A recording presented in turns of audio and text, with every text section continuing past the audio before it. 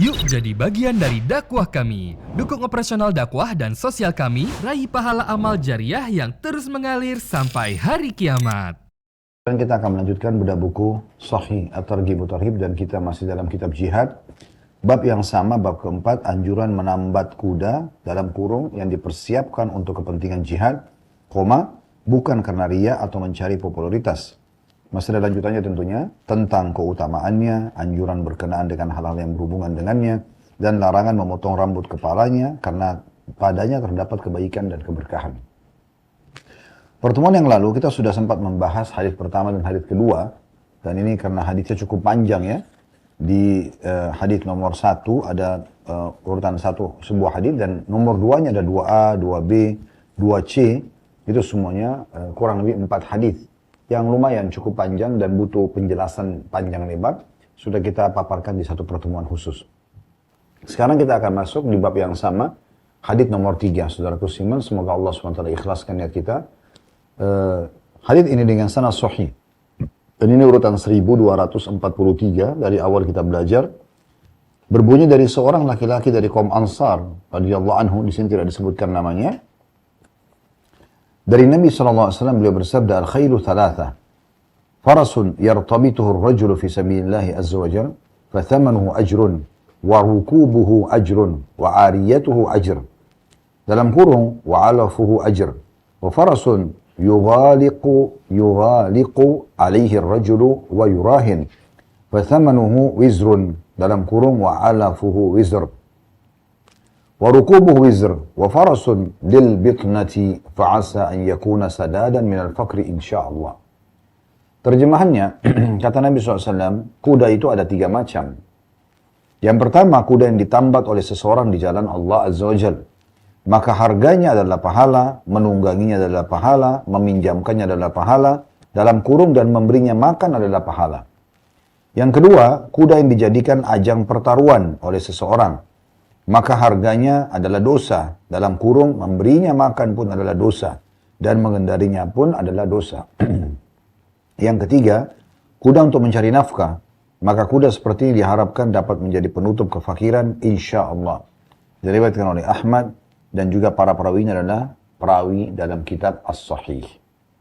Nah, riwayat ini, teman-teman sekalian, memberikan pelajaran kepada kita tentunya. Yang pertama, Nabi SAW membagi kuda menjadi 3. Ya, kalau Anda memiliki kuda, Anda bisa ya memilih salah satu dari ketiga ini. Tapi tentu yang terbaik adalah yang pertama dan yang ketiga dari hadis ini. Ya. Yang kedua justru kita harus hindarkan diri kita dan niat kita dalam hati supaya tidak kena ancaman yang disampaikan oleh Nabi SAW. Pelajaran kedua, jenis kuda pertama yang mendatangkan kebaikan-kebaikan bagi pemiliknya, yaitu kuda yang ditambat di jalan Allah. Sudah kita jelaskan pada awal bab kita ya, maksudnya menambat sini adalah Anda pelihara. Ya, dan memang tujuan kuda itu adalah untuk jalan Allah. Nomor 1 dipakai jihad, yang kedua untuk kebutuhan muslimin, ya. Anda gunakan untuk itu. Maka semua ini, kalau Anda niatkan kuda seperti itu, maka nilai uang yang kita pakai untuk membelinya pahala, menungganginya, mengendarinya adalah pahala, serta juga meminjamkannya adalah pahala. Bahkan memberinya makan adalah pahala. Jadi 4 hal didapatkan kalau kuda itu ditambat di jalan Allah Subhanahu wa taala. Ini yang menjadi saksi bahasan kita tentunya.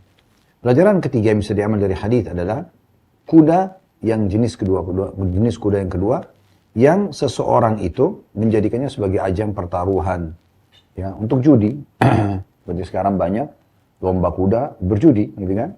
Pertaruhkan. Maka ini nilai yang dibeli dosa ya. Kemudian juga memberi makan kuda tersebut dosa. Menunggangi dan mengendarai juga dosa. Berarti ini yang harus dijauhi oleh setiap muslim. Karena memang dia akan mendatangkan dosa. Kemudian yang ketiga, dan ini boleh saja, ya, jenis kuda yang ketiga, ini pelajaran keempat dari hadis adalah kuda yang digunakan untuk mencari rezeki. Banyak orang tentu memiliki kuda lalu dia di tempat rekreasi misalnya, dia sewakan contohnya. Atau dia gunakan memang ditunggangi untuk masuk ke hutan-hutan, mencari rezeki lah ya. Digunakan untuk itu. Maka semua itu, atau dia perjualbelikan kuda itu. Maka ini akan menjadi penutup kefakiran. Artinya bisa menjadi sumber pendapatan.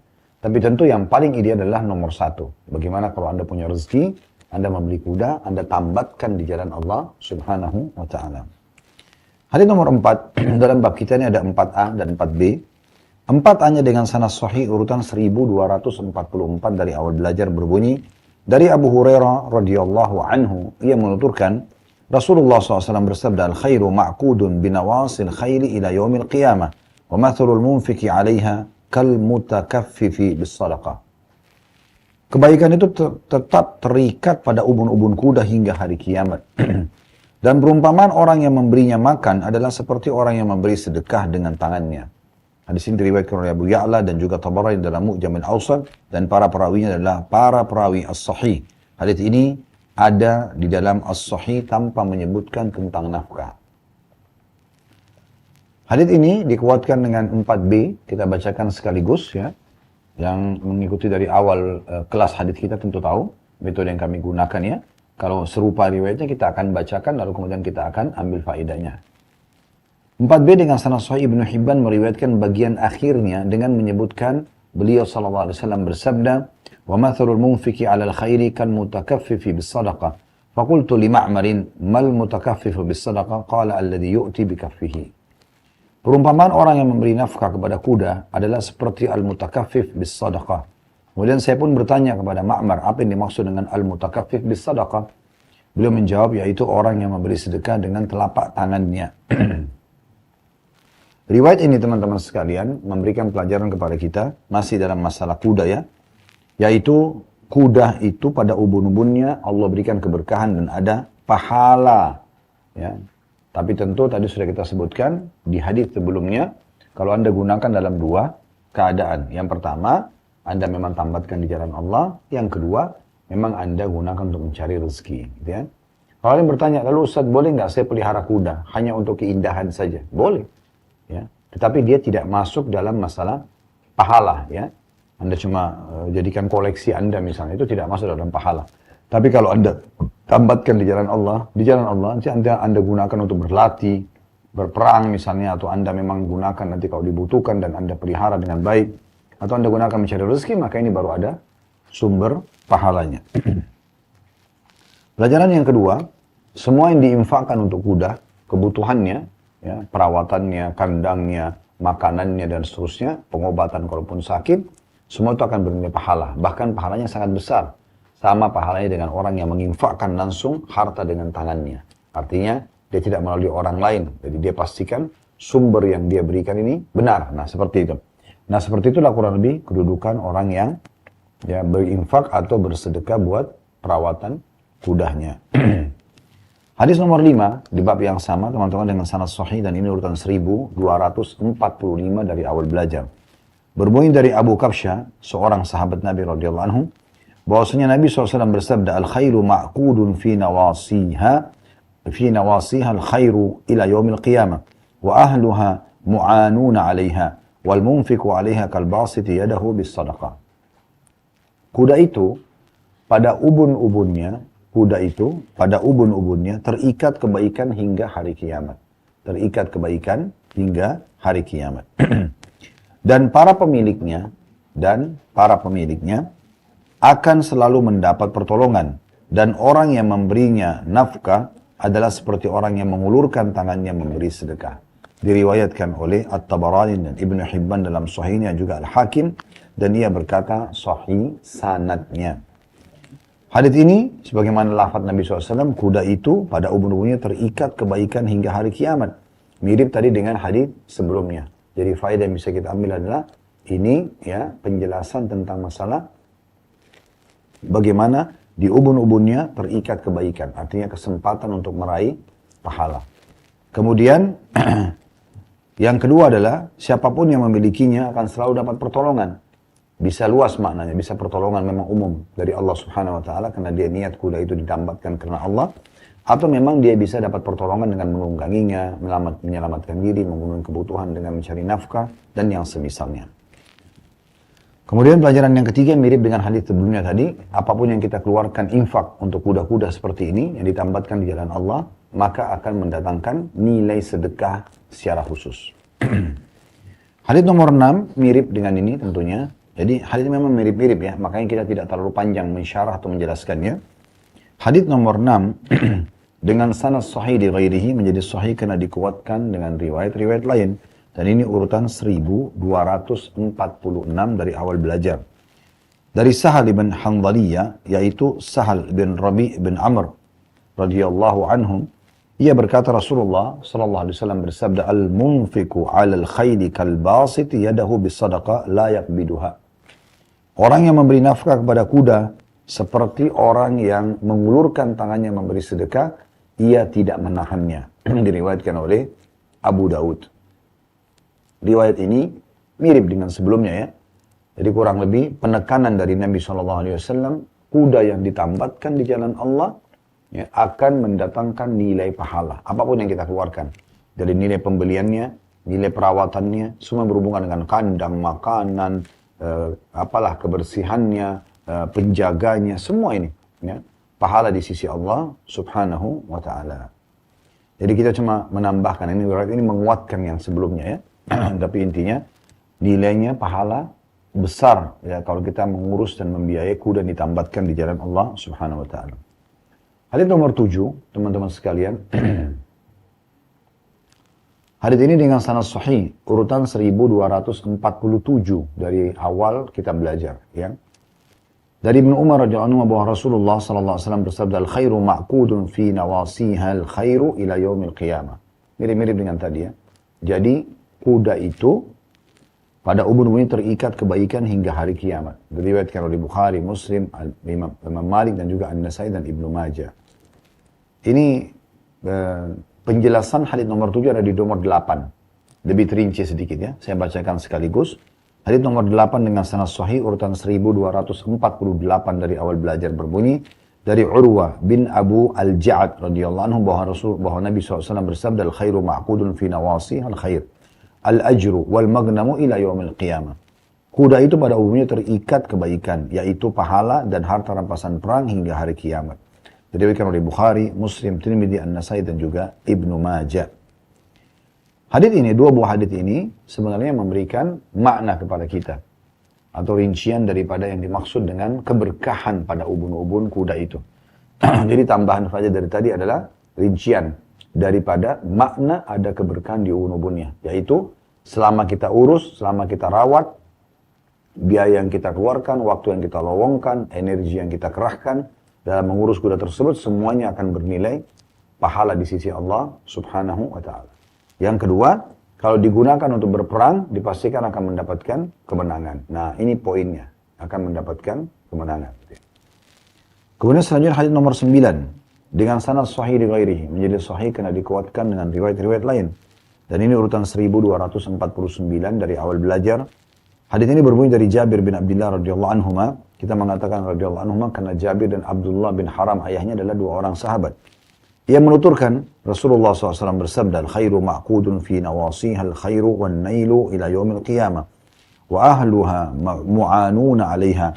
Famsahu binawasiha wad'u laha bil barakah. Wa kalliduha wa la tukalliduha al-autar." Kata Nabi SAW, kuda pada ubun-ubunnya selalu terikat kebaikan dan kemenangan hingga hari kiamat.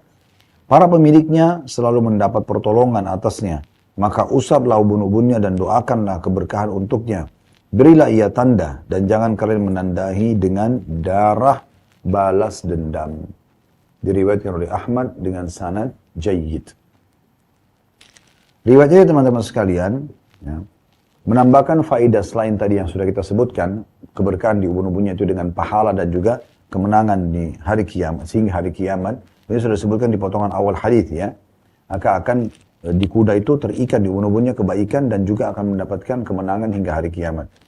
Kemudian juga faedah kedua, ini sudah dijelaskan di sebelumnya, para pemiliknya akan selalu dapat pertolongan, apakah dalam memenuhi rezeki, menyelamatkan diri, atau dipakai untuk berperang di jalan Allah. Yang ketiga, ini yang kita tambahkan faedah, ini faedah tambahan. Ya. Bisa kita jadikan ini faedah pertama dalam hadis ini, atau kita jadikan faedah ketiga. Tapi ini adalah tambahan dari riwayat-riwayat sebelumnya. Tidak ada disebutkan dalam riwayat sebelumnya. Yaitu, dianjurkan oleh Nabi SAW mengusap ubun-ubunnya. Diusap ubun-ubun kuda tersebut. Nah ini memang perintah Nabi SAW. Apa hikmahnya? Allahu a'lam. Tapi yang jelas, kita mengikuti sunnah Nabi SAW, dan umumnya orang yang memelihara kuda paham tentang masalah ini, itu biasanya bisa menenangkan kuda itu dengan hikmah Allah SWT kalau kita mengelus daerah ubun-ubunnya. Kemudian yang keempat adalah kita dianjurkan mendoakan keberkahan buat kuda tersebut supaya dia panjang umur, dia sehat, itu termasuk bagian ya. Berarti dari sini kita ambil pelajaran, bolehnya kita mendoakan apa yang Allah berikan sebagai rezeki. Kita doakan agar rumah kita lebih nyaman, kendaraan kita lebih bagus ya. Apalah pakaian kita nyaman dipakai, semua itu adalah rezeki yang boleh kita doakan keberkahan padanya. Walaupun di sini fokus kepada kuda, tapi sebenarnya dia masuk secara umum. Kemudian selanjutnya ya, yang pelajaran terakhir yang bisa diambil ya.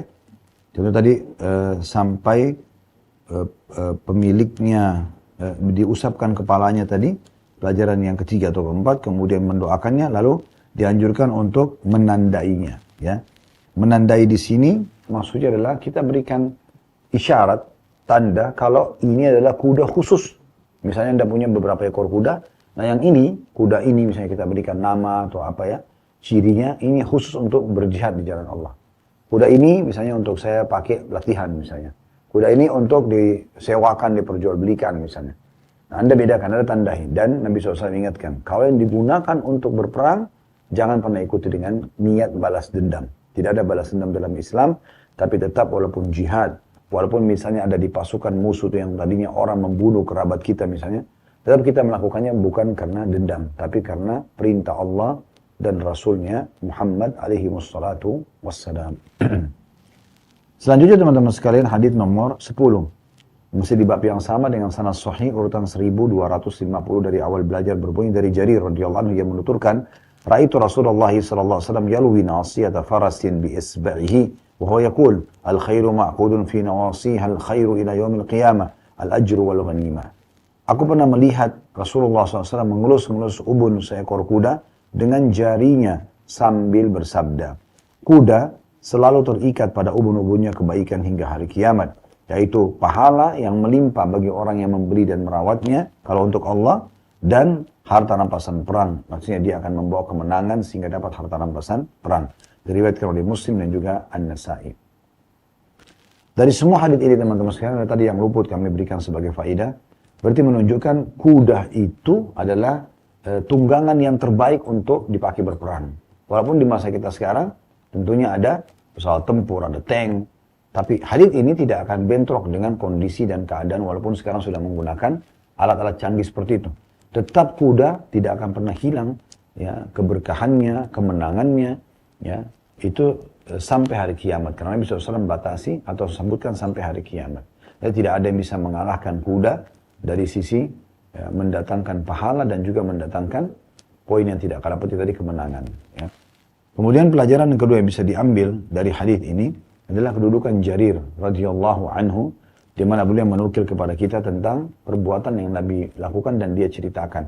Sehingga dia mengatakan, saya pernah melihat Nabi SAW mengelus ubun-ubun seekor kuda, selain menyebutkan sabda beliau tadi, di ubun-ubun kuda ini ada, atau semua kuda-kuda dia, ada kebaikan sampai hari kiamat, maksudnya kebaikan adalah pahala, ya, dan juga harta rampasan perang, kemenangan di medan perang. Nah seperti itulah.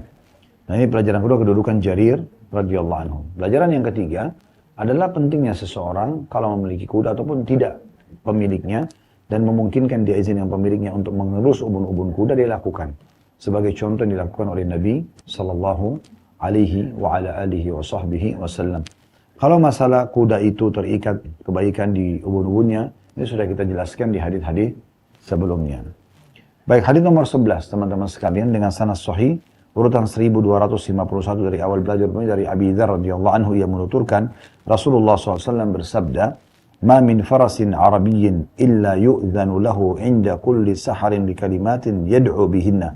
Allahumma khawwaltani man khawwaltani min bani Adam waj'altani lahu faj'alni ahabba ahlihi wa mali aw min ahabbi ahlihi wa mali ilaihi." Kata Nabi SAW, tidak ada seekor kuda Arab pun melainkan diizinkan untuk berdoa pada setiap waktu sahur dengan kalimat atau beberapa kalimat. Ya Allah, Engkau ya telah memberiku atau memberikanku kepada siapa yang Engkau kehendaki dari Bani Adam, dan engkau telah menjadikanku miliknya, maka jadikanlah aku keluarga dan harta yang paling dicintainya, dan di antara keluarga dan harta yang paling dicintainya. Diriwayatkan oleh An-Nasa'i. Riwayat ini teman-teman sekalian nomor 11 memberikan pelajaran kepada kita tentang adanya perbedaan antara kuda Arab dan kuda selain Arab. Dan sampai sekarang normal itu ya. Seingat saya, sebatas pengetahuan saya memang kuda-kuda yang dipakai tanding pun itu biasanya kalau kuda Arab itu jauh lebih tinggi postur tubuhnya, lebih kuat secara fisik ya, sehingga harganya pun lebih mahal. Dan Nabi SAW sudah sebutkan ini. Dan di sini ada pembatasan bahwasanya tidak ada seekor kuda Arab pun. Artinya memang kuda yang dari Arab saja yang disebutkan di sini ya. Nah, ini pengkhususan berarti punya kedudukan sendiri. Yang kedua, ternyata kuda pun diberikan izin untuk berdoa, tapi di sini kuda Arabnya. Ya. Karena di sini dikatakan tidak ada seekor kuda Arab pun melainkan diizinkan untuk berdoa pada waktu sahur. Dia berdoa. Jadi kuda ini punya doa dan Nabi SAW bocorkan kepada kita apa doanya kuda itu. Ternyata kuda itu berkata, Ya Allah, engkaulah yang telah memberikanku kepada siapa yang kau kehendaki dari Bani Adam. Maksudnya engkau yang menakdirkan aku menjadi dimiliki oleh orang ini atau orang itu ya, dari keturunan Adam. Dan engkau telah menjadikanku miliknya, maka jadikanlah aku keluarga dan harta yang paling dicintainya, atau di antara keluarga dan harta yang paling dicintainya. Kuda itu berharap agar memohon kepada Allah dan diizinkan seperti itu oleh Allah untuk meminta agar dia termasuk yang paling dicintai oleh pemilik dari seluruh hartanya. Berarti menandakan dia itu harta juga ya. Sehingga rumah, kerandaran yang lain semua tetap saja kuda yang lebih dicintai. Dan ini pastinya Allah SWT akan lakukan dan berikan itu kepada orang yang telah Allah karuniai kuda tentunya. Pelajaran yang, atau maaf, kita pindah ke hadits nomor 12. Ya, di bab yang sama. Dan hadits di bab kita ini sampai hadits nomor 15 ya. Sisanya tidak terlalu panjang kuda-kuda bahasannya tentang kuda ini. Tapi semuanya insya Allah kita akan coba selesaikan. Hadits nomor 12 dengan sanad sahih urutan 1252 dari awal belajar berbunyi dari Anas radhiyallahu anhu yang menuturkan Rasulullah sallallahu alaihi wasallam bersabda, al-barakatu fi nawasil khail. Ketahuilah bahwasanya keberkahan itu ada pada ubun-ubun kuda. Diriwayatkan oleh Bukhari dan Muslim. Ini tentu sudah jelas maknanya tadi ya. Keberkahan itu adalah adanya pahala bagi pemiliknya dari uang yang dia keluarkan, dari biaya yang dia keluarkan untuk perawatan, pengurusan dan seterusnya. Dan juga kalau dia tunggangi, dia gunakan untuk berperang atau di jalan Allah ya, dan juga akan mendatangkan kemenangan. Itu yang dimaksudkan dengan keberkahan ya. Di sini kita tidak akan tambahkan apapun karena memang dia adalah penguat dari riwayat-riwayat sebelumnya. Selanjutnya hadis nomor 13, ada 13A dan 13B. 13A-nya dengan sanad sahih urutan 1253 dari awal belajar berbunyi dari Uqbah bin Amir dan Abu Qatadah radhiyallahu anhu ajma'in.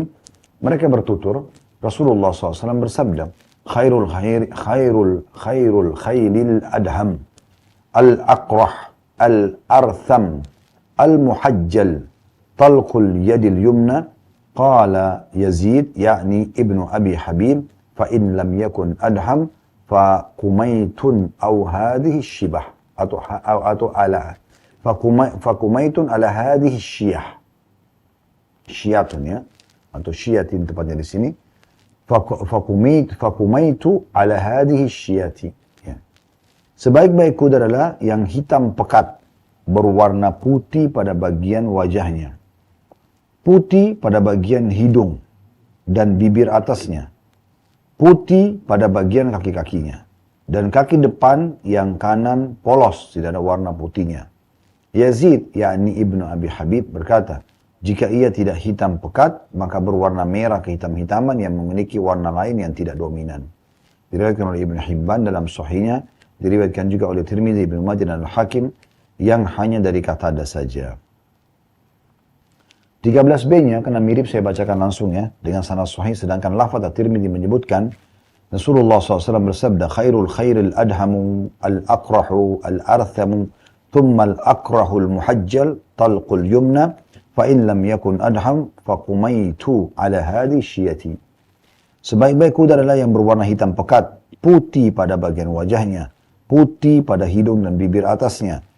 Kemudian yang putih pada kaki-kakinya dengan kaki kanan polos. Jika tidak berwarna hitam pekat, maka yang berwarna merah kehitam-hitaman yang memiliki warna lain yang tidak dominan. Diriwayatkan Tirmidzi dengan hadits hasan sahih.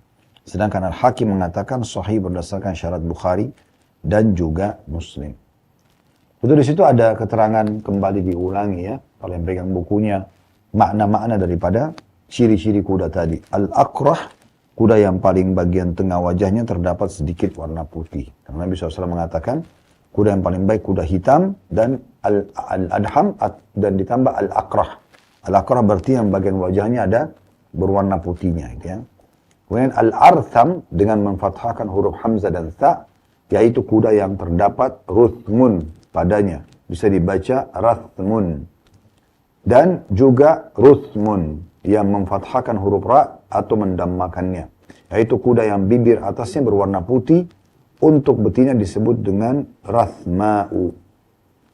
Kemudian talqul yumna dengan memfathahkan huruf Ta, memfathahkan huruf Ta, atau bisa juga mendammakannya yang berarti tidak ada warna putih pada kaki kanan depannya.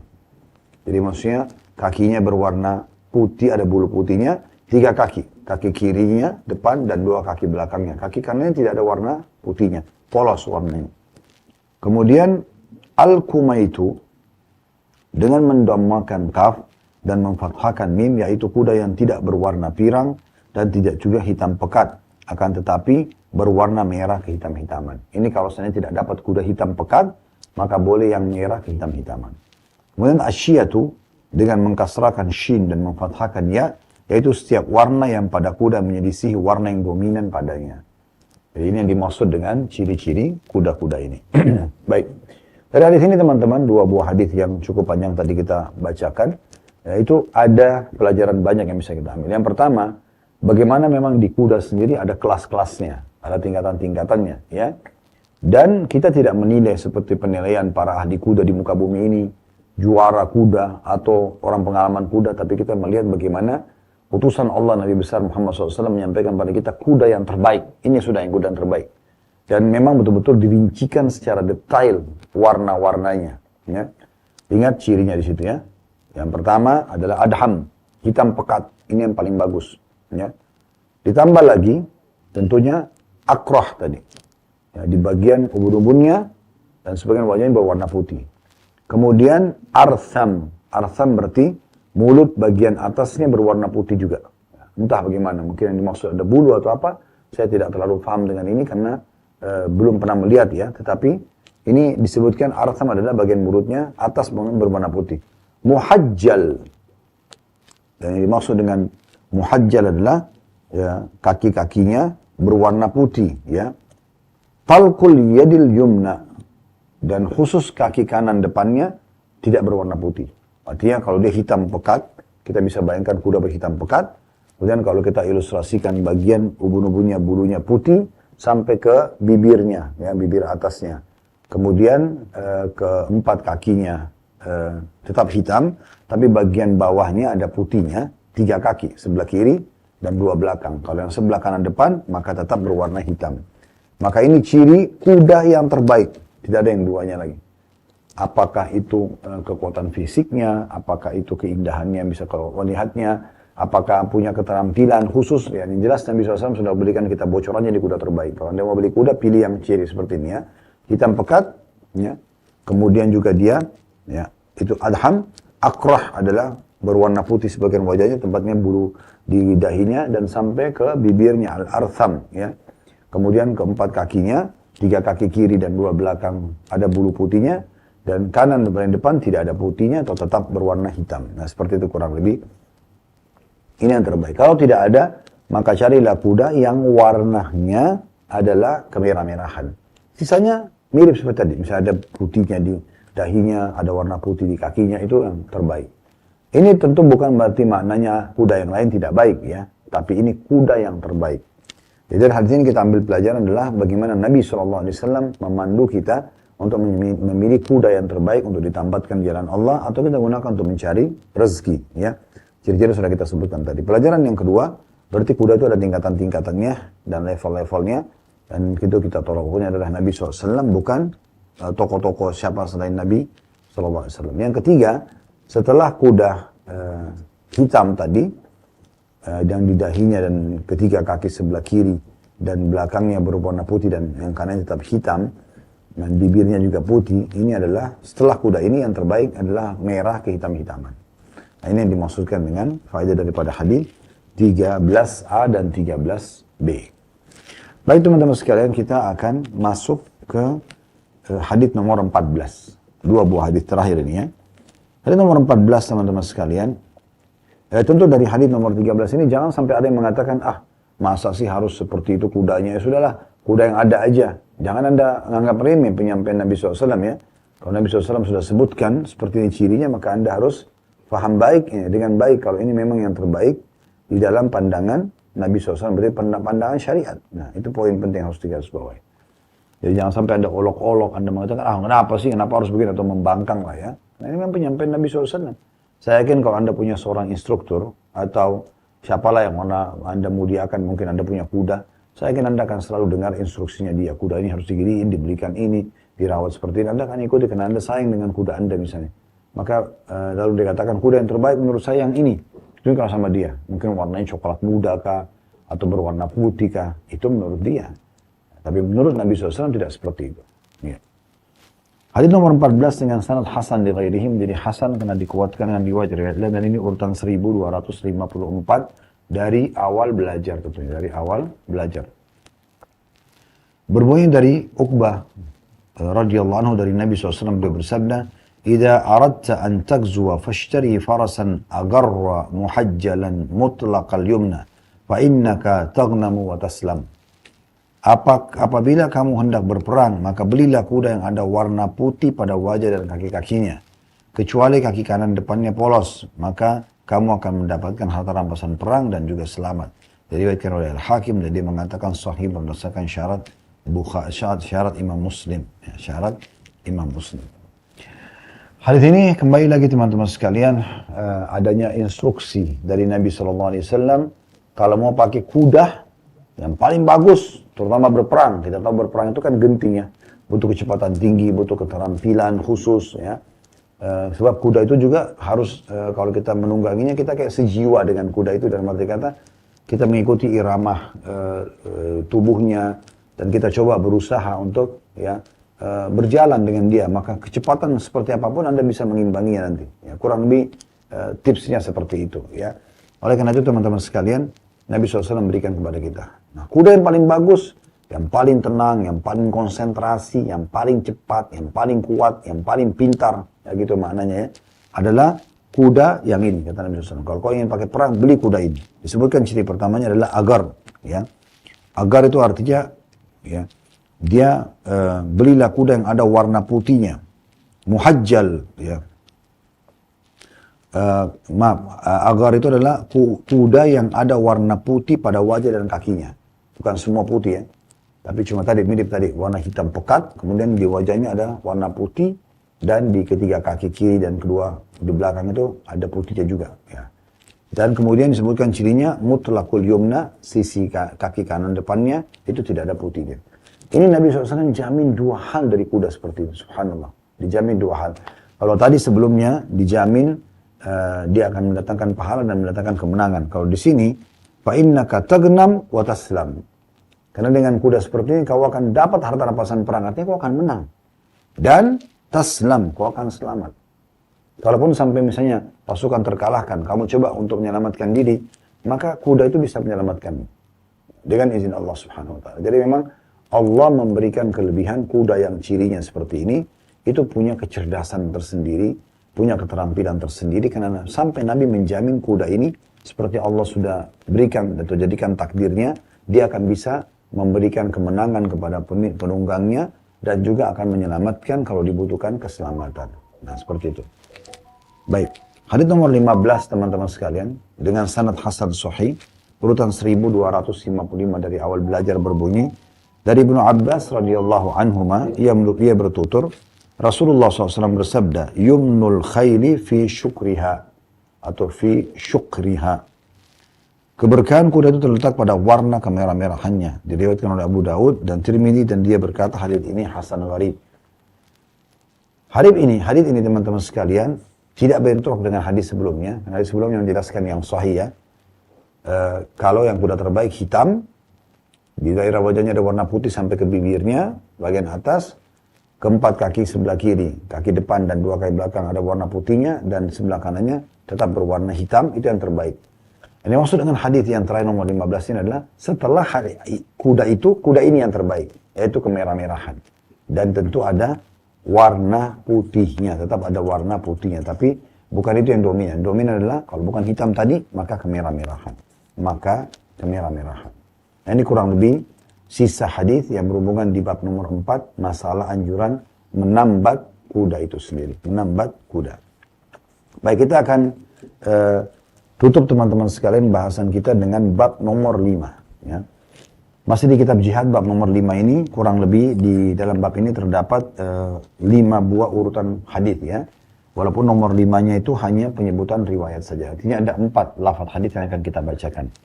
Yaitu bab nomor 5 berbunyi anjuran kepada orang yang berperang dan orang yang melakukan ribat untuk memperbanyak amal soleh, seperti puasa, titik-titik. Ya.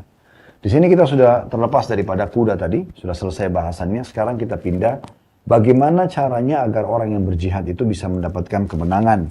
Ya, bisa juga mendapatkan tentu dengan harta rampasan perangnya. Atau dia terbunuh mati syahid. Yang terbaik di medan perang kan cuma itu. Membawa kemenangan dengan harta rampasan perang atau dia terbunuh mati syahid. Dan tentu yang kedua mati syahid lebih besar keuntungannya daripada mendapatkan sekedar keuntungan dunia saja, kemenangan dan juga harta rampasan perang. Nah, di sini dikatakan untuk meraih semua itu, maka orang-orang yang berperang ataupun sedang riwayat, dia memperbanyak amal saleh. Di antaranya puasa, berzikir, berdoa dan seterusnya. Baik, hadis pertama dalam bab ini dengan sanad sahih urutan 1256 dari awal belajar berbunyi dari Abu Sa'id al-Khudri radhiyallahu anhu, ia berkata, Rasulullah SAW bersabda, "Ma min 'abdin yasumu yawman fi sabilillah illa ba'ada Allah bidzalika al-yawmi wajhahu 'anil nari 70 kharifa." Tidak ada seorang hamba pun yang berpuasa satu hari di jalan Allah, melainkan Allah akan menjauhkan wajahnya dengan satu hari itu dari api neraka sejauh perjalanan 70 tahun. Diriwayatkan oleh Bukhari, Muslim, Tirmidzi dan juga An-Nasa'i. Dan ini sudah pernah disebutkan di dalam kitab puasa. Kitab puasa. Dari hadis ini kita ambil pelajaran adanya keutamaan seorang hamba yang berpuasa di jalan Allah. Di sini bisa bermakna di jalan Allah, maksudnya dia puasa ikhlas karena Allah. Ini makna pertama. Makna yang kedua adalah memang lagi berperang dia puasa. Nah, makanya Al-Mundhiri masukkan dalam judul bab ini anjuran orang yang berperang dan melakukan ribat untuk melakukan ibadah atau memperbanyak ibadah, di antaranya puasa. Karena beliau memaknakan ya, siapa yang berpuasa. Tidak ada seorang hamba yang berpuasa satu hari di jalan Allah. Nah, yang maksud dengan jalan Allah di sini maknanya menurut Mundhiri rahimahullah adalah berperang, lagi berperang tapi dia tetap puasa. Ya, berarti menandakan memang orang dianjurkan kalau sedang melakukan sebuah ibadah, dia perkuat dengan ibadah yang lainnya, gitu kan? Misalnya Anda punya hajat agar doa Anda diterima sama Allah supaya penyakit Anda sembuh, hajat Anda dikabulkan misalnya. Nah, contoh. Nah, maka Anda bisa kuatkan dengan ibadah yang lain seperti Anda misal banyak berdoa, banyak berzikir, berbakti sama orang tua supaya menopang yang tadi yang Anda butuhkan. Nah, seperti itu kurang lebih gambarannya. Maka siapapun yang berpuasa di jalan Allah, apakah itu sedang berperang dalam pendapat Al-Mundhiri atau yang lainnya, memang Anda berpuasa karena Allah SWT. Di jalan Allah Anda akan lakukan karena Allah SWT. Kecuali Allah akan jauhkan. Ini faedah dari hadis, ya, adanya anjuran tadi puasa karena Allah. Pelajaran kedua adalah akan mendapatkan keutamaan dijauhkan dari api neraka. Sehari puasa itu sejauh 70 tahun. Dan ini 70 tahun bukan waktu yang sedikit ya. Artinya jarak nanti antara kita sama neraka bukan lagi dihitung 10 meter, 1 kilometer, 5 kilometer, 10 kilometer, 100 kilometer, tidak. Tapi jaraknya adalah 70 tahun. Ini enggak sedikit ya. Hanya dengan puasa sehari. Bayangkan kalau Anda puasa Senin, Anda akan mendapatkan ini misalnya. Anda puasa hari Kamis, Anda akan dapatkan ini.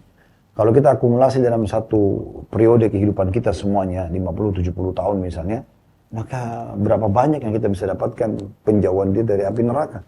Karena satu hari saja puasa di jalan Allah, maka akan dijauhkan 70 tahun dari api neraka. Oleh karena itu jangan sia-siakan kesempatan Mas untuk puasa.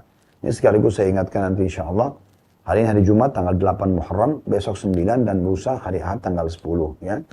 Bagi Anda yang punya kemampuan berpuasa, 2 hari Anda puasa besok, diniatkan Tasu'a 9 dan lusa Asyura 10 ya. Tapi kalau Anda lagi musafir, Anda lagi ada udzur besok misalnya, Anda tidak bisa puasa tanggal 9, maka minimal Anda jangan kehilangan tanggal 10-nya atau bulan dia 10 Muharram atau dengan hari Asyura. Karena Nabi SAW berpuasa dan juga memerintahkan sahabat untuk berpuasa setelah beliau tanyakan kepada orang-orang Yahudi di Madinah, kenapa kalian puasa ini? Tanggal 10 Muharram mereka bilang, kami puasa sebagai tanda syukur kepada Allah karena Musa pun berpuasa. Karena Allah selamatkan Bani Israel dari kejahatan Fir'aun gitu ya. Maka kata Nabi SAW, aku dan atau kami lebih berhak mengikuti dan membela mencontohi Musa alaihissalam. Maka beliau memerintahkan sahabat untuk berpuasa. Dan beliau mengatakan dalam sebuah riwayat Muslim, puasa satu hari Ashura, 10 Muharram, tepatnya lusa hari Ahad insyaAllah, itu saya berharap bisa mengampuni dosa setahun yang lalu. Jadi satu hari puasa membersihkan 365 hari. Dan Nabi SAW puasa satu hari ini saja. Para sahabat pun puasa. Pada saat beliau sementara puasa, beliau mengatakan, ada seorang sahabat mengatakan, ya Rasulullah, tapi hari ini 10 Muharram orang-orang Nasrani dan Yahudi memuliakan, ya. Maksudnya ini kenapa kita ikut-ikutan mereka gitu ya? Maka kata Nabi SAW, kalau kami masih hidup tahun depan, kami akan ikutkan dengan 9-nya. Maka ada anjuran dan sunnah ngikutin 9 dan 10 untuk menyelisihi Yahudi. Tapi kalau Anda puasa Ahad saja, 10 saja tidak ada salahnya, karena ini sunnah. Kalau Anda misalnya 9 berhalangan, Anda bisa puasa 10 dan 11. Nanti Ahad sama Senin misalnya. Nah seperti itu kurang lebih gambarannya. Nah ini sedikit tambahan karena kita berada di waktu yang sangat dekat untuk melaksanakan ibadah puasa yang bisa mengampuni dosa setahun yang lalu. Hadis nomor 2 teman-teman dengan sanad hasan di ini menjadi hasan karena dikuatkan dengan riwayat-riwayat lain. Ini urutan 1257 dari awal belajar bumi dari Abu Darda radhiyallahu anhu, dia berkata, Rasulullah SAW bersabda, "Man sama yawman fi sabilillah, ja'alallahu bainahu wa bainan nari khandakan kama bainas sama'i wal ard." Barang siapa yang berpuasa satu hari di jalan Allah, maka Allah akan membuat parit pemisah antara dia dengan neraka seperti jarak antara langit dan bumi. Hadis ini memberikan pelajaran kepada kita tentang yang pertama keutamaan puasa di jalan Allah. Baik sementara berperang, tadi ada pendapat yang kita sampaikan, atau memang dia puasa karena Allah Subhanahu wa taala, ya. Ini keutamanya. Kemudian yang kedua, Allah Subhanahu wa taala akan memberikan, kalau tadi diselamatkan dari api neraka, dijauhkan sejarah 70 tahun, maka di sini beda. Allah akan buatkan untuk dia parit pemisah antara dia sama neraka, antara langit sama bumi. Artinya dia tidak akan masuk ke neraka. Ini puasa-puasa sunnah, apalagi puasa wajib, ya. Anda bisa gabungkan keduanya, maka sangat baik tentunya. Diriwayatkan oleh Tabarani dalam Mu'jamul Awsat dan Mu'jamul Shaghir dengan sanad hasan. Ini sebenarnya sudah pernah disebutkan di kitab puasa di bab 1 ya. Tapi di sini diulangi lagi. Kemudian hadis nomor 3 dengan sanad hasan, urutan 1258 dari awal belajar berbunyi dari dari Abu Umamah dengan sanad hasan ya. Dari Abu Umamah radhiyallahu anhu bahwa Nabi SAW bersabda, "Man shama yawman fi sabilillah, ja'alallahu bainahu wa bainan nari khandakan kama bainas sama'i wal ard." Barang siapa yang berpuasa satu hari di jalan Allah, niscaya Allah akan membuat parit pemisah antara dia sama neraka, atau antara dia dengan neraka seperti jarak antara langit dan bumi. Diriwayatkan oleh Tirmidzi dan juga diriwayatkan Tirmidzi dari Al-Walid Ibn Jamil dari Al-Qasim dan dia mengatakan hadis ini adalah gharib dan juga sudah disebutkan pada kitab 9 ya, di bab nomor 1. Namun ini kurang lebih mirip dengan hadis tadi ya. Berarti orang yang puasa di jalan Allah sehari, ikhlas karena Allah atau sedang berperang di jalan Allah, maka dia akan dijauhkan dengan dari api neraka, dibuatkan antara dia sama neraka parit yang sangat besar. Jadi tidak akan mungkin masuk ke neraka tersebut, jaraknya antara langit dan bumi. Hadis terakhir tentunya, ini yang lebih besar lagi keutamaannya tentang orang puasa di jalan Allah. Dan kita tutup dengan ini karena nomor 5 hanya penguat riwayat ya. Hadis nomor 4 dengan sanad sahih di ghairihi. Sahih dikuatkan karena riwayat-riwayat lain. Sahih karena dikuatkan dengan riwayat-riwayat lain. Dan ini urutan 1259 dari awal belajar. Dari Amr bin Abbas radhiyallahu anhu dia berkata, Rasulullah SAW bersabda, "Man sama yawman fisabilillah, ba'udat minhun naru masirata mi'ata am." Barang siapa yang berpuasa satu hari saja di jalan Allah, maka neraka akan menjauh darinya sejarak perjalanan 100 tahun. Tadi kan 70 tahun. Setelahnya ada hadis menyebutkan ada parit antara langit dan bumi. Ini jaraknya 100 tahun. Diriwayatkan Tabarani dalam Mu'jamul Kabir dan Mu'jamul Awsat dengan sanad la ba'sa bihi atau bisa diterima. Juga sudah disebutkan di kitab nomor 9 bab 1. Riwayat nomor 5 dengan sanad hasan sahih urutan 1260 dari awal belajar dan diriwayatkan pula oleh An-Nasai dari hadis Uqbah radhiyallahu anhu. Baik, riwayat ini teman-teman sekalian memberikan pelajaran kepada kita tentang sekali lagi keutamaan berpuasa di jalan Allah. baik sedang berperang atau memang diikhlaskan karena Allah atau di jalan atau niat memang mencari pahala di sisi Allah. Tentu yang pertama pun berpuasa pada saat berperang tetap harus diniatkan karena Allah ya. Tapi kalau Anda pun insya Allah kita berharap niat puasa Senin Kamis, Ayyamul Bid misalnya, karena Allah semoga masuk di dalam ini. Ya. Yang kedua, Anda akan dijauhkan dari api neraka dengan satu hari puasa itu jaraknya 100 tahun. Makna satu hari sini berarti diakumulasi jumlah harinya. Kalau sudah 2 hari kayak Senin Kamis berarti 2 hari sepekan, berarti 200 tahun. Pekan kedua sama juga, pekan ketiga juga sama, belum ditambah Ayyamul Bid, belum Ramadan sebulan penuh. Ya. Belum 9 hari bulan Zulhijjah, atau tanggal 9 saya bulan hari Arafah. Belum Taswa dan Asyura tadi yang kita sebutkan, 9 dan 10 Muharram. Semua ini bisa kita akumulasi berapa ribu tahun kita akan dijauhkan dari api neraka hanya karena berpuasa. Dan ini teman-teman harus mempelajari tentunya hikmah-hikmah kenapa kita disuruh berpuasa. Kita itu baik sekali buat kesehatan kita. Dan di masa kita sekarang sudah cukup banyak istilah digunakan untuk memuji-muji puasa itu. Ya. Orang puasa 12 jam akan mendapatkan indad itu tubuhnya. Orang puasa 16 jam, orang puasa sampai 23 jam dan seterusnya. Semua itu bisa memberikan manfaat kepada kesehatan tubuh kita. Bahkan terapi terakhir penelitian adalah terapi tumor dan kanker itu hanya dengan puasa. Makin sering tidak makan sampai 72 jam kalau dia tidak makan. Tentu dia cuma minum ya. Itu berarti menandakan tumor atau kanker itu bisa dimakan oleh tubuhnya sendiri atau dihancurkan. Nah, ini satu terapi yang sangat menarik, tidak butuh kemoterapi atau yang lainnya. Nah ini penelitian terakhir yang membuktikan memang dahsyatnya orang yang puasa. Karena umumnya banyak masalah tubuh kita ini karena makanan dan minuman yang dimasukkan sesuai dengan sabda Nabi SAW. Tidak ada bejana atau wadah yang lebih buruk yang diisi oleh manusia dibandingkan perutnya. Ya. Nah hitungan detik kita mengunyah masuk ke perut kita, kalau itu sehat dan sesuai dengan kalori yang dibutuhkan maka bermanfaat. Tapi kalau tidak maka akan jadi masalah atau melahirkan obesitas yang mungkin kita sudah tidak asing, ada banyak manusia yang meninggal di muka bumi ini, salah satunya adalah karena masalah obesitasnya. Baik, kedepannya insya Allah kita akan lanjutkan bab baru, bab ke-6, masih di kitab jihad, anjuran berangkat di pagi dan di sore hari di jalan Allah, tentang keutamaan berjalan kaki, debu, dan juga rasa takut dalam jihad di jalan Allah subhanahu wa ta'ala. Baik, mungkin bahasan kita sampai sini teman-teman sekalian, dan insya Allah seperti saya bahasakan tadi, kedepannya kita akan lanjutkan bab nomor 6, anjuran berangkat di pagi dan sore hari di jalan Allah, tentang keutamaan berjalan kaki, debu, maksudnya debu yang tersentuh kaki tubuh kita, atau kaki kita di medan perang itu ada keutamaan dan rasa takut dalam jihad di jalan Allah. Muncul rasa khawatir, tapi kita lawan itu juga ada pahalanya di sisi Allah subhanahu wa ta'ala. Kalau ada benar dari Allah silakan diambil dan diamalkan. Kalau ada salah dari saya maka mohon dimaafkan. Subhanakallah wa bihamdika. Asal dari saya mohon dimaafkan dan saya istighfar kepada Allah SWT. Subhanakallah wa bihamdika. Asyhadu an la ilaha illa anta astaghfiruka wa atubu ilaik. Wassalamualaikum warahmatullahi wabarakatuh.